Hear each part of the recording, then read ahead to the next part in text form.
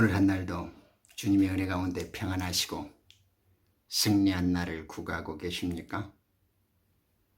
삼형원리 기독선, 일관독법, 총괄제서라는 기독선, 성경이 열리고 구원과 만나는 네크로스 리딩이라는 특별한 성경의 길을 주창하고 권장드리는 기독선의 무오선사입니다.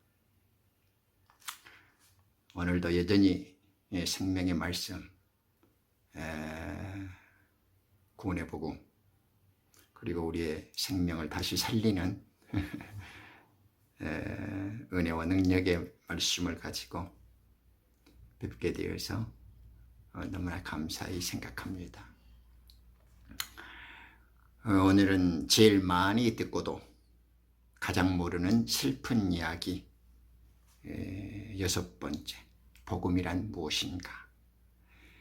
복음에 대한 진실에 대해서, 그리고 성경에 나타난 7가지 복음의 종류를 간단하게 살펴보면서 개독교, 기독 종교인들, 이 사꾼 목자나 지금 목사라고 하는 아이들이 알고 있는지 모르고 있는지 뒤섞여 가지고 혼잡하고 아주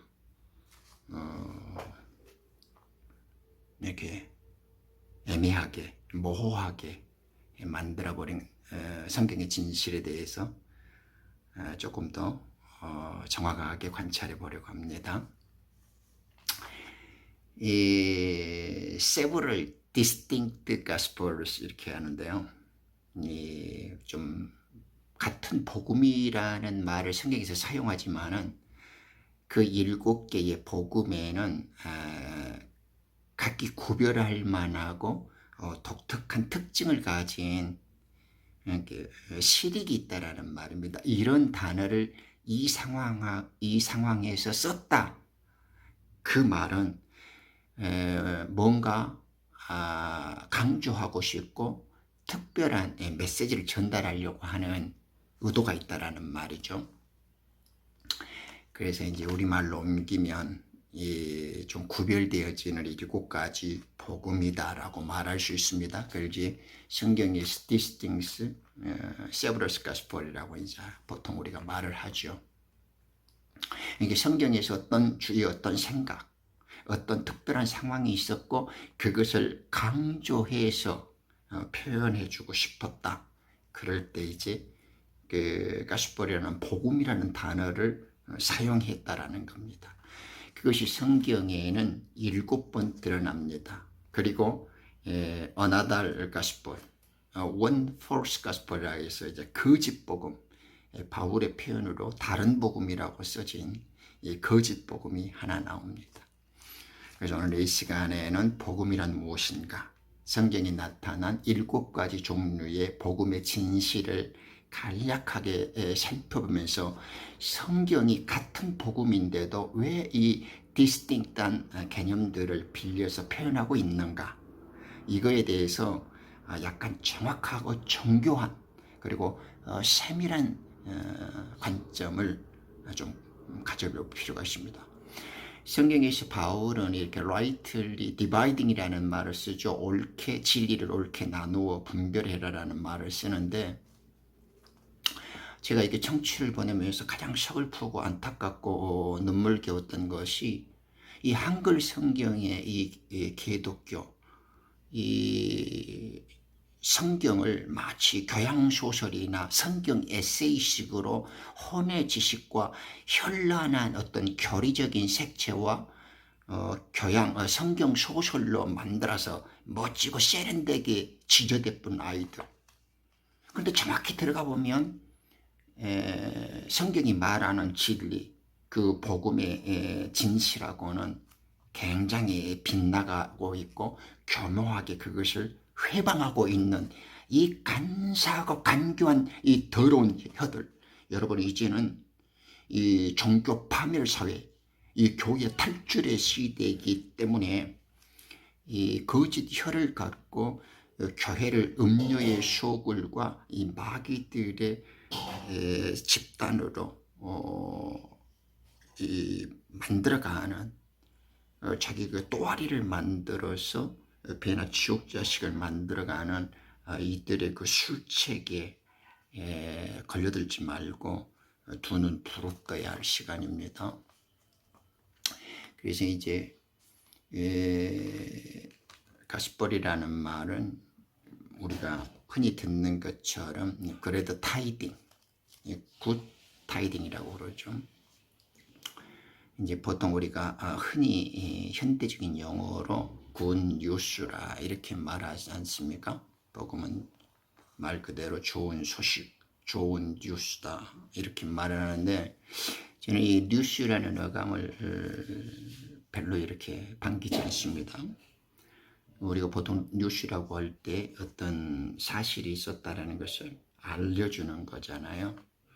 요즘에는 뉴스라는 개념이 그런 사실들을 알려주는 것뿐만 아니라 이렇게 어떤 비판이나 비평 그리고 어떤 견제로서 이런 여러 가지 이제 다양한 기능들을 갖고 있는데 하나님 예수님이 아버지의 뜻을 가지고 우리들에게 말씀하시고자 했던 것은 타이딩입니다. 그러니까 뉴스라고 보다는 기별이나 통지 알려주는 거죠. 소식을 우리가 무엇이 궁금하고 어떤 이렇게 기다리고 있을 때 전령사들이 오잖아요. 이렇게 궁금했을 때 기별하거나 어떤 소식을 전해주고 알려준단 말, 통지해준단 말이죠. 그래서 이제 타이딩이라는 말이 뉴스적인 의미도 있지만은 지금 현대 상식적인 그런 뉴스, 온통 가짜 뉴스, 거짓 뉴스, 그리고 이렇게 꾸며대고 만들어진 뉴스, 어떤 의도로 조작되어지고 어떤 목적을 갖고 의도적으로 이렇게 발표되어지는 그런 뉴스적인 개념은 조금 버리시고 성경적으로 복음이다라는 것은 하늘에 계신 아버지의 뜻을 아들 되신 그리스도께서 메시아로 우리에게 오셔서 그것을 전해주시고 그 뜻을 이렇게 발표해 주셨단 말입니다. 그래서 타이딩이다, 통지다, 기별이다, 소식이다 이렇게 그레드 타이딩, 굿 타이딩이라고 기쁨의 좋은 소식을 이렇게 복음이라고 이해하시면 될 것 같아요. 제일 먼저 이것을 가장 힘차게 그리고 완벽한 형태로 외쳤던 분들이 많이 있지만 그래도 이사야 선지자를 빼놓을 수가 없죠. 이사야 선지자 52장 7절에 보면 좋은 소식을 전하는 그 사람의 아름다운 발걸음이야 뭐 이렇게 말씀하잖아요. 산을 넘는 복음을 전하는 자의 그 기쁜 소식을 일컬어서 예언하고 있고 계시해 주는 말씀을 로마서 10장 15절에 사도 바울도 똑같이 따라하죠. 그런데 그 산을 넘어서 아름다운 소식을 이 기쁜 소식을 전하는 것이 바로 평화, 하나님의 평화고 구원이다 이렇게 이제 말을 합니다. 그것을 이제 바울은 우리들에게 평화의 복음이다 이렇게 이사야 선지자의 말씀을 평화의 복음 거기에는 이제 평화를 전하고 구원을 공표하는도다 이렇게 이제 말을 했는데 이 사실을 잘 깨닫는 바울은 평화의 복음이다 이렇게 말을 해주고 있습니다. 이사야 61장 1절의 이하는 뭐 모두가 다 아시다시피 기름 부음에 있어서 이제 메시아로 준비되어진 그리스도께서 이제 복음을 증거하실 것을 이제 노래했고 예언했던 말씀인데 거기에서 이제 성령의 기름 부음이 내게 임하여 이제 기쁜 소식을 이제 전한다 이렇게 이제 시작되죠. 그것을 예수님께서는 누가복음 14장 18절에 보면 또 그 회당에서 똑같은 본문을 펼치시고 그 말씀을 인용하십니다. 그리고 이 말씀이 오늘날 내게 이루어졌다. 이 말씀이 바로 자기다. 이렇게 표현하시면서 그 이사야 61장에 소개되어지는 그 일들, 눈먼 자들의 눈을 띄워주고 가난한 자에게 복음이 전파되고 억압받고 짓눌린 자 감옥에 갇힌 자들에게 해방이 되어질 것이다. 그리고 하나님의 기뻐 받으실 만한 은혜의 해를 선포한다. 그것이 복음이다. 이렇게 이제 예수님은 간단하게 그 복음이 내게 이루어졌다. 이렇게 이제 말씀을 합니다. 자, 그래서 이제 복음이란 무엇인가 해서 복음의 7가지 종류에 대해서 이제 간략하게 개념 정리를 하는데요. 이렇게 이제 이사야 선지자가 최초로 그리고 완벽한 예언의 계시로서 복음을 그래도 타이딩 혹은 굿 타이딩이라는 말로 이제 우리들에게 역사적으로 기술해주고 본격적으로 예언을 들어줬죠. 그래서 그것이 우리들에게 이제 소개되어지는 것들을 간략하게 살펴봤는데요. 이 복음이라는 말을 성경에서 7 용어가 등장을 해요. 하나하나씩 살펴보죠. 첫째는 예수님의 복음, 왕국의 복음이라고 하죠. 이 왜 복음에 대해서 디바이딩이 그럼 필요하냐? 조금 자연스럽게 아시게 될 겁니다만은 이 똑같은 개념, 똑같은 단어, 똑같은 사용인데 왜 이러한 상황에서 같은 단어인데 이러한 단어를 적용시켰고 사용했는가라는 것을 의미 있게 살펴봄으로 해서 거기에는 분명한 어떤 이익이 있단 말입니다. 실익이 있어. 그 단어를 통해서 말씀해 주시고자 하는 뜻이 있단 말입니다. 그것을 정확히 드려야 되겠죠. 누구에게 어떤 의도로 무엇을 위해서 말씀하셨는가라는 그 실익이 있단 말입니다. 말이 무성하고 말이 그럴싸하고 말이 많은 게 중요한 것이 아니라 왜 그 말을 그 단어를 그곳에서 그 사람들에게 해야 했는가, 그게 중요하단 말이죠. 우리 기독 종교 애들은 복음이라는 것을 둥구스름하게 몽땅 그래 가지고 하나로 때려 맞춰갖고 다 복음이에요. 그냥 예수님 이후에 지저되는 것은 다 죄를 사고 용서받고 그냥 믿으면 마치 구원받고 하나님 왕국에 들어갈 것 같은, 이렇게 그냥 뭉뚱그려 갖고 때려 넣어버려요. 그러니까 영적 분별력이 생기지 않고 하나님이 계시에서 말씀하시고자 하는 섬세한 그 영의 지식의 새로움으로써 하나님께서 바라시는 그 지식이 새로워지는 충만한 그 분량의 그 장성한 모습에 그 단단한 식물을 먹는 의의 그 완성된 모습을 구현해내지 못하는 거란 말입니다. 첫째, 예수님의 복음이죠. 바울은 그리스도의 복음이라고 합니다. 그것이 곧 왕국의 복음이에요. 예수님께서는 이사야 선지자의 예언대로 구원과 평화의 궁극적 복음을 갖고 그 구원의 메시지를 주신 분이잖아요. 그래서 유대인들에게는 만일 너희가 나를 왕으로 영접하면 내가 너희들에게는 약속했던 하나님 나라, 즉 왕국을 주마라고 왕국의 메시지를 줘요. 유대인들에게. 그 유대인들에게 증거하시는 왕국 복음의 메시지를 마태는 놓치지 않습니다. 그래서 마태복음에서 2번 증거하는 왕국의 복음은 예수님의 복음인데, 유대인들에게 당신을 왕으로 영접할 때 너희들에게 준비되어지고 허락해 주실 아버지의 왕국, 자기의 나라를 주겠다라는 약속의 복음을 주셨다라는 걸 증거합니다. 또 주님께서는 유대인들 뿐만 아니라 모든 이방인들에게도 메시아 선지자 이사야 선지자처럼 구원과 평화의 복음을 말하죠. 네, 그것이 평화의 복음이고 그것이 구원의 복음입니다. 그것을 이방인들에게도 약속하셨죠.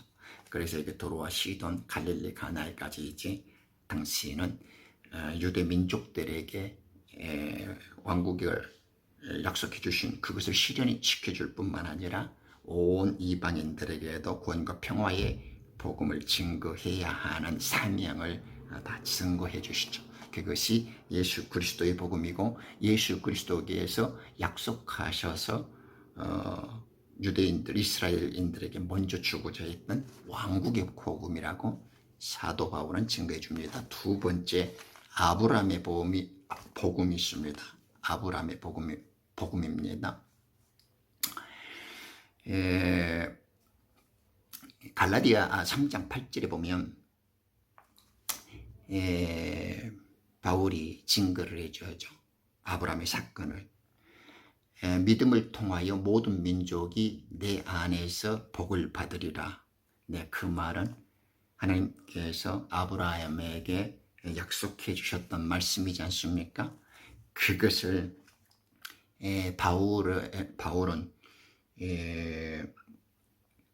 구약의 모든 유언들을 통달하고 하나님의 계시를 잘 이해했던 자였었는데 이 최초의 본격적인 복음이 믿음을 통하여 계시되었는데 그것이 아브라함에게 전달된 사건을 특히 주목하여 보고 그 아브라함에게 하셨던 그 말씀도 복음이었다. 아브라함에게 전한 하나님의 복음이었다라고 설명해 주고 있죠. 아브라함에게 주신 복음은 모든 민족이 내 안에서, 아브라함 안에서, 믿음 안에서 복을 받게 될 것이라는 하나님의 약속이었습니다. 그것이 아브라함의 복음이었다. 같은 복음인데도 복음의 의미와 특징들이 조금씩 이렇게 다가오는가요? 세 번째로는 예수님께서 십자가에 달려서 이제 죽으시고 무덤에 내려가셨을 때 무교 잔치 때에 옥에 갇힌 영들에게 있죠. 에녹 시대의 때 7번째 믿음의 조상 에녹이 하나님의 명을 받들어서 옥을 만들어서 준비한 자잖아요. 그때 홍수 시대에 심판당하여서 옥에 갇힌 그 영들에게 죽은 자나 산 자에게도 복음을 증거되어졌죠. 그때도 그들도 예수님의 오심과 예수님이 주는 복음을 들어야 했기 때문에. 그래서 베드로전서 4장 6절에 보면 베드로가 유일하게 베드로와 바울만 예수님께서 무덤에 내려가셨을 때 지구의 심령부에서 옥에 갇힌 영들에게 복음을 전했다라는 사실을 증거해 주는데 참 의미심장한 것 같아요. 사도의 대표로 상징되어지는 베드로, 그리고 이방인의 사도로서 하나님의 사역을 대신했던 위대한 하나님의 일꾼 바울이 이 두 가지 율법 그 이전 시대의 영의 비밀들을 깨닫고 있다는 건 아마 이 하나님의 사도들은 더 깊은 영적 모든 지식을 아마 성령을 통해서 다 깨닫고 있었다라는 것을 이렇게 미루어 우리가 짐작해 볼 수 있는 대목이기도 합니다. 거기에 보면 에베소서 4장 9절에 10절에 보면 이렇게 땅에 더 낮은 분부에 들어가서 죽은 자들 산 자들에게 심판했다는 말이 나오고 베드로 3장 9절에 보면 주님께서는 십자가에 달려서 무덤에 계실 때 땅에 있는 옥에 갇힌 영들에게 가서 복음을 증거하셨다 이렇게 진술해 주죠. 왜냐하면 그 홍수 시대에 살았던 그들에게도 예수님의 복음을 들을 수 있는 기회가 되어야 되지 않겠습니까? 예수님께서는 3일 밤낮을 연어와 같은 물고기 뱃속에서 지구 심장에 가장 깊고 낮은 곳에 가셔서 그곳에 갇혀 대기하는 영들에게 하나님의 종들로 추수되어질 자와 그리고 어둠의 열매로 음부에 내려갈 자들을 이렇게 정리하셨습니다. 그래서 아브라함의 품과 음부로 나눠서 분리 정리하셨다라는 것을 우리는 알 수 있죠. 그것이 무교절에 옥에 갇힌 영들에게 전한 복음입니다. 자, 네 번째는 이제 바울의 복음에 대해서 생각해 보겠습니다. 바울의 복음이요, 세 번 사용됩니다. 바울의 복음은.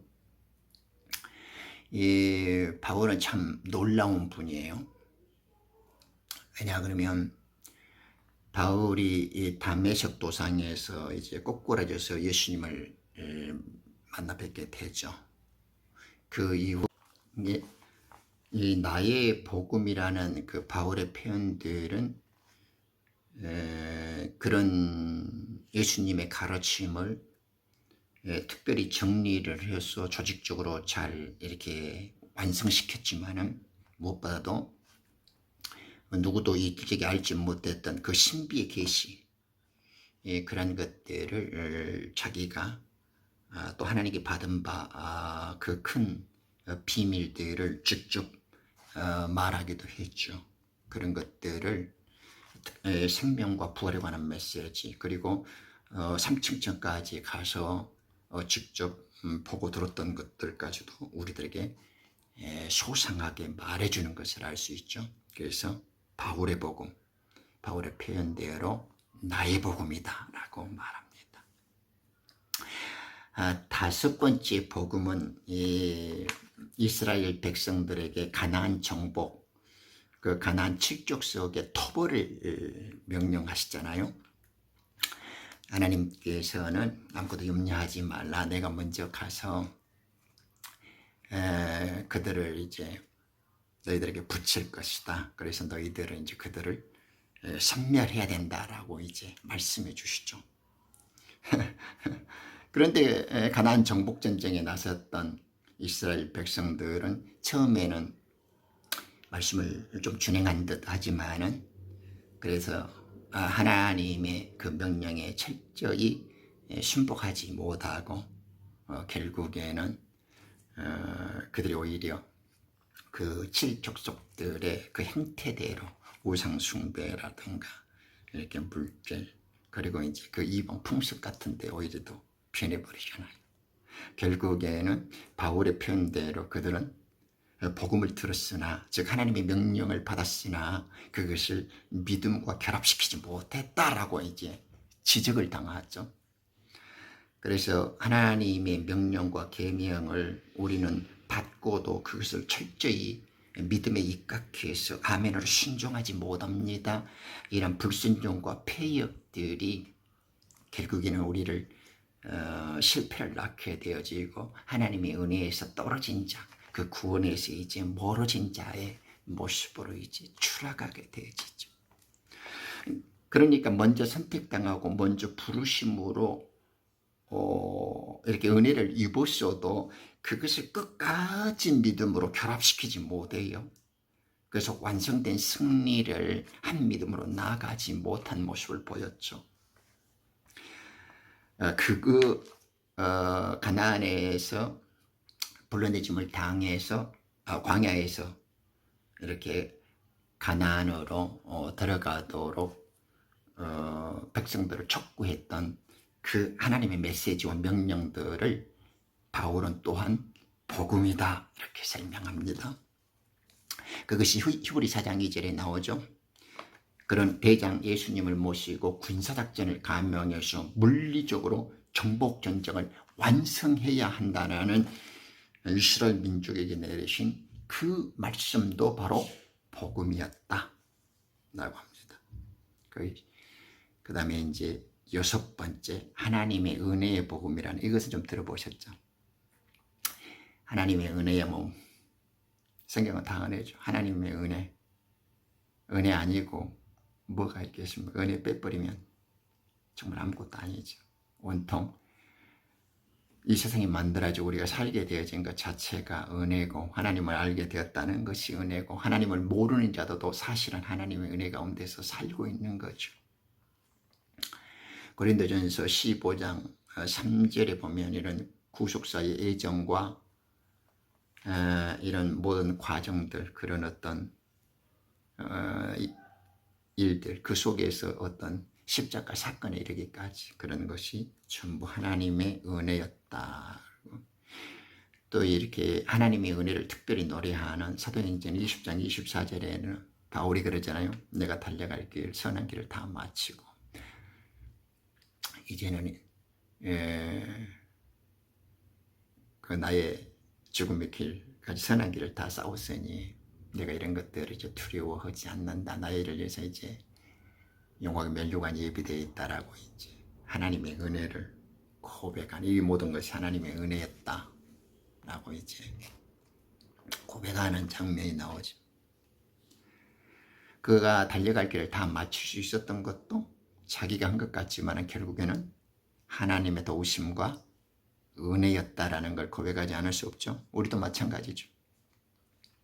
에베소서 2장 8절에서 9절에서 보면 너희들은 은혜에 의하여 구원을 받았고, 바울의 고백이죠. 우리들은 성경을 알고 하나님의 뜻을 이해할수록 은혜밖에 남는 게 없는 것 같아요. 우리는 은혜로 구원을 받았습니다. 사람의 뜻, 우리의 노력으로 되어지는 것이 아니고 이것은 전적으로 하나님의 선물입니다. 바울이 우리에게 가르쳐주죠. 또한 우리들도 믿음으로 하나님의 영에 의해서 그것이 전적으로 하나님의 은혜요, 하나님의 감사한 선물이라는 것을 고백하고 증거하고 또한 이렇게 공포합니다. 그래서 하나님의 은혜의 복음이 있습니다. 이제 7번째, 영원한 복음입니다. 제가 이제 그 치키게임 유튜브 방송을 소개하면서 꼭 들으세요. 추천합니다. 강력하게 부탁합니다라고 몇 개월 전에 이 영상이 올려놓은 것이 있었는데, 거기서 영원한 복음에 대한 예언을 들으라라고 이제 이야기했는데, 영원한 복음이 지금 우리가 이제 6개의 복음에 대해 사실에 대해서 배우니까 왜 이 복음이 특별히 구분되어지는 메시지가 있고, 왜 이 상황에서 이 말씀, 이 명령, 이 메시지를 복음이라고 했는가 하는 복음의 구분과 그 차별되어지는 강조점들이 약간 달랐다라는 것을 이해하실 수 있는가요? 네, 그것 때문에 지금 오늘 이렇게 7종류의 복음에 대해서 약간 구분해보고 개념 정리를 해보는 거예요. 그런데 지금 7번째로 우리가 살펴보는 영원한 복음이 있어요. 영원한 복음. 계시록 14장 6절 7절에 보면 이것은 환란 시대의 마지막 추수 시대를 사는 하나님의 백성들, 의의 백성들에게 허락되어지는 거예요. 이 하나님의 의의 백성들, 하늘나라의 그리스도의 대사로 부름을 당한 빛의 아들들, 즉 남자의 영광을 가진 거룩한 신부들, 예수님의 표현으로 고기를 잡는 어부들로 표현되어지는 마지막 사명을 이루는 빛의 아들들에게 허락한 복음이에요. 이것이 환란 시대에 나타나요. 이 복음을 듣지 못하고 깨닫지 못한 자는 짐승의 표를 받는 자들로 전락할 것이고, 이 빛의 아들들이 던지는 이 복음을 알아듣는 자들은 14만 4천으로 추수되어지는 거예요. 그러죠? 잘 아셔야 돼요. 이 영원한 복음이 선포되어질 때 먼저 알고 깨닫고 등불로 준비되어지는 자들은 공중재림에 휴거되어지고, 이들이 선포한 이 말씀을 듣고 깨닫고 새 양식으로서 자기 그리스도의 옷을 갈아입으면서 회개에 합당한 열매들로 굵은 비옷을 입고 다시 오시는 그리스도를 소망하게 되어지는 우리들이 말하는 그 종들의 추수 있잖아요. 이스라엘의 그 부족들, 12,000씩에서 14만 4천 명이라고 부르는 자들의 그 추수, 이 아들의 추수와 종들의 추수 동안에 선포되어질 복음, 그것을 영원한 복음이라 그래요. 이것은 환란 시대를 두고 하늘에서 단 한 번 계시록 14장에서 표현되어지고 있는 유일한 메시지고 한 번만 사용되어지는 언어입니다. 느낌이 좀 오시죠? 하나님께서는 아브라함에게 복음 주셨고 유대인들에게 왕국의 복음을 주셨고 아브라함에게 아브라함의 믿음을 주셨고 홍수 시대에 죽어버린 자들에게 감옥에 있는 자가 죽어버린 자들에게 옥에 갇힌 자들에게 그리스도께서는 무교절날 3일 밤낮을 그들에게 복음을 전했습니다. 그리고 광야에서 훈련받다가 가나안에 입성하게 될 그 백성들에게 겁내지 말고 두려워하지 말고 나가 너희와 함께 있을 때니 이제 그를 들어가서 정복해라고 메시지를 주신 그 가나안 정복에 대한 명령, 그 복음을 허락하셨습니다. 그리고 바울에게는 사람들마다 각자 받는 은혜와 믿음의 크기와 그릇이 다르죠. 그렇지만 바울을 예를 들어서 떴죠. 바울의 경우처럼 특별한 바울의 복음을 줬던 것들을 우리는 기억할 수 있죠. 그리고 6번째, 모든 자들에게 베푸는 구원과 은혜의 복음을 사도 바울은 기억시켜주고 있고, 지금 우리가 마지막 시대, 환란 시대를 앞두고 주님 오시기에 임박한 왕국의 성취, 다시 오시는 재림 예수를 기다리는 환란 전 성도들에게 임하는 하늘을 날아가는 큰 천사가 언어와 방언과 민족들에게 다시 예언되어지는 복음을 말할 때 영원한 복음이다 라고 말하고 있다라는 거예요. 그러니까 사람마다 시대마다 그 말씀하고 있는 메시지의 무게와 특징들이 나타나는 복음을 성경적 라이트 디바이딩을 해야 돼요. 옳게 나누어 분별하고 성경이 어떤 메시지를 어느 시대에 누구에게 말하는가, 왜 그렇게 말하는가 하는 강조점과 특징들을 우리는 7 종류의 복음을 분류해 보면서 유익을 가져와야 합니다. 이제 7가지 복음의 그 디스팅트한 개념들을 좀 이해했습니다. 마지막 성경에는 One false gospel, 거짓 복음이 하나 있습니다. 갈라디아 1장 6절에서 9절에 보면 바울이 잘 가르쳐 주죠. 바울이 성경에서 예수님과 바울이 가르친, 사도들이 가르친 외의 복음은 거짓 복음입니다. 오늘날 개독교 애들이 쏟아내는 성경 에세이, 그 예수 그리스도의 수필이나 교양소설 같은 성경 에세이는 필요치 않습니다. 그런 것들은 지 눈과 귀를 기쁘게 하고 지 혈라나 혀의 자랑으로서 들먹거리지만은 그것은 어나달 가스볼입니다. 다른 복음이고 병기된 복음입니다. 이 거짓 복음의 특징이 하나 있습니다. 바울의 설명에 의하면 어떤 사람의 행위가 구원을 이루는데 사람이 뭔가 플러스 알파, 어떤 역할과 어떤 무엇인가 뭐를 조금 해야 되지 않는가, added words, 뭔가 하나님은 구원을 이루어 주셨다, 그에 조금 알파를 우리도 뭔가 해야 한다, 이렇게 말하는 놈들이 있습니다.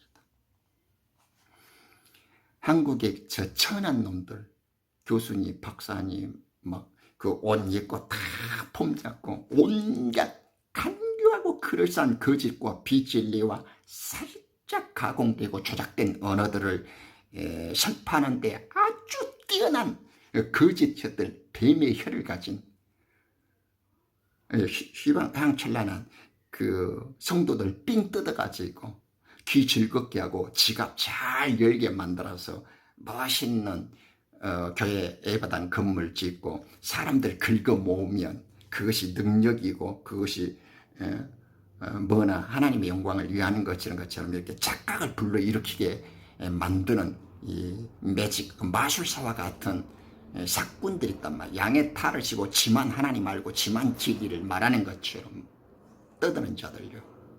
이 허망한 설교라는 짓거림에 이 간교함으로부터 우리는 탈출해야 합니다. 그들의 말을 잠깐 들어보면 예수 십자가 죽음과 부활만 말하면 돼요. 사람이 구원을 이루는데 뭔가 조금 해야 된다라고 말하는 놈들이 다 거짓 목자들이고 비진리고 가짜 복음, 거짓 복음입니다. 그것이 바울의 설명이에요. 예를 들면 구원은 은혜예요. 구원은 하나님의 선물이에요. 그래서 바울의 표현을 우리가 예수의 피의 공로를 설명할 때 프라움 데스 워스라 그래요. 너희들의 죽은 행실, 죽은 행실. 살아있는 하나님께로 너희 양심을 이렇게 깨끗게 해서 하나님을 섬기게 만들 수 있게 못하겠느냐, 이렇게 예수님의 피에 대해 설명을 하죠. 그럴 때 살아계신 하나님을 섬기게 만드는데 예수님 이 피 안에 있는 믿음으로 하는 거지 우리의 죽은 행실로 하는 거 아니다고요. 사람은 하나님을 위해서 할 수 있는 거 아무것도 없어요. 여러분, 뭐 돈 몇 푼 콩 묻는 거, 등쳐먹는 거, 시간에서 몇 푼 뜯어먹는 거, 돈 안 쓰고 몇 푼 억질로 꼽을 채놨다가 헌금 봉투에다 뭐 바치면 그거 좀 도움이 될 것 같아요. 아이, 참 진짜 가슴 아파요. 그러면 선물도 아니죠. 그럼 하나님의 은혜가 아니죠. 그러면 몰라 바울이 죽은 행실이라 그래요. 우리 주님이 말씀하잖아요. 요한복음 6장에서 육은 무익은 거다고요. 가치가 없어. 아무런 가치. 니들이 나가 니들을 구원해주고 나가 십자가에서 니들을 부활 생명으로 만드는데 니 같은 것들은 아무 쓰잘데기도 없어. 무익해. 그냥 대잊어버리면 된다고. 대잊어버리면 돼. 니 같은 것들이 나를 위해서 뭘 해야 된다라고 말하지 말아라고. 이제 이해하셨죠? 우리가 이제 7 종류의 복음의 진실에 대해서 살펴봄으로 해서 이 디스팅트한 개념, 좀 구별되어지는 복음의 특징과 강조점들을 파악해봄으로써 영원한 복음에 대한 메시지가 좀 뚜렷해졌기를 바라요. 다음 영상에서는 이제 성경은 창조주 예수님의 유언이다 하는 제2탄, 정말 왜 이 개약의 피, 유언의 피가 어떻게 우리가 지금 이해하는 것과 기독신의 모선사가 킹제임스의 근거에서 성령의 메시지를 증거하는가 하는 것을 조금 기대해 보시죠. 바쁜 시간, 귀한 시간 내주셔서 감사합니다.